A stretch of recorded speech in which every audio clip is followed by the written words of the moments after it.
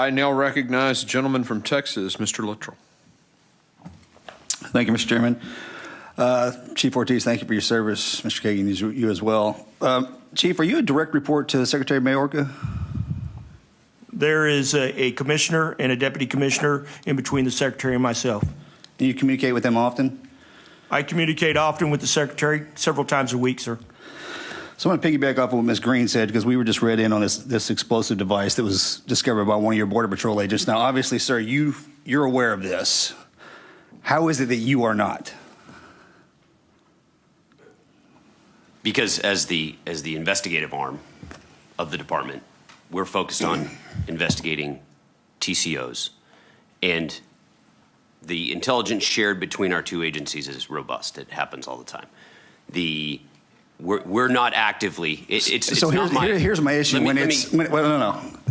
This is one of the issues I see between and I respect everything that both of you do and everybody that works for you, but the breakdown of communication and the silos that we work in is what's detrimental to this country right now. And if there is an explosive device, if the cartels are using an explosive device against our agents, that changes the narrative. So can I answer my job as the assistant director over countering transnational organized crime is not domestic operations.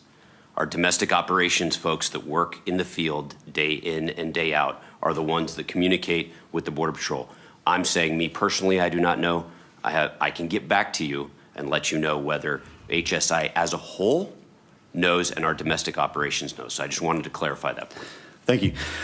So I would assume that the two individuals that you report to, sir, have reported to Secretary Mayorkas about this explosive device, which tells me that Mayorkas has reported this to the president, and nothing has been said or done to the American public, and Congress had no idea this was going on. Now, if this is the case, and we're surging money, billions, hundreds of billions of dollars across the seas to secure everybody else, and we're not doing anything here in my state, in our southern border, that's a problem, because that means that they're lying to us. Response? I will tell you that if there's a significant event along the southwest border, whether it's a significant seizure or an arrest, I'm not talking about drugs anymore. I'm talking about explosives. Any significant event, whether it be a terrorist, whether it be a significant narcotics load, criminal alien, high-value target, we will coordinate with our investigative partners, and they vary in numbers, whether it's FBI, whether it's the DEA, or our HSI partners. We all belong to Joint Terrorism Task Force. If it's associated with terrorism, every single one of us has an agent or a task force member, and so that information is shared amongst that group. It hasn't been shared with us, okay? And so here's my problem. If you share something of this nature with us, we can help, okay? Another question, Chief.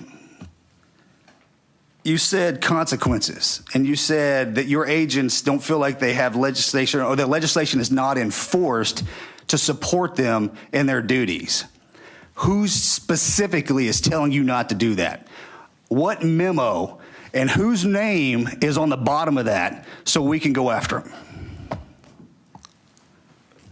When I say consequences, I'm talking about two things. I'm talking about prosecutions, and I'm talking about repatriations back to their home country. We have to have those tools in our toolkit to be able to deal with the migrant surges that we're seeing right now. With respect to legislative changes or policy changes, that's out of my wheelhouse, Congressman. That is your responsibility. That's the administration's responsibility. My responsibility is to enforce the laws on the books and do everything I can to make sure our men and women have the tools that they need out there to do the job. Okay, so tell me right now which ones you need that are in place that they're not being enforced so we can do something about that. And if you don't have that in front of you right now, please, Bob, get it to me. I will, sir. Could I interrupt as the chairman just a second? I want to make sure I understand Mr. Luttrell's questions. You're asking which policies need to be reinstated in order for him to do his job? Yes, sir. Okay. Yes, sir. I'm sorry if that didn't come out clearly. I apologize. That's okay. Go ahead, Chief. Once again, whatever consequences, you can call it migrant protection protocols. You can call it Remain in Mexico. You can call it a safe third country. All of the tools that the Border Patrol and DHS have at their disposal are going to allow us to do a better job of managing this border. I yield back, sir.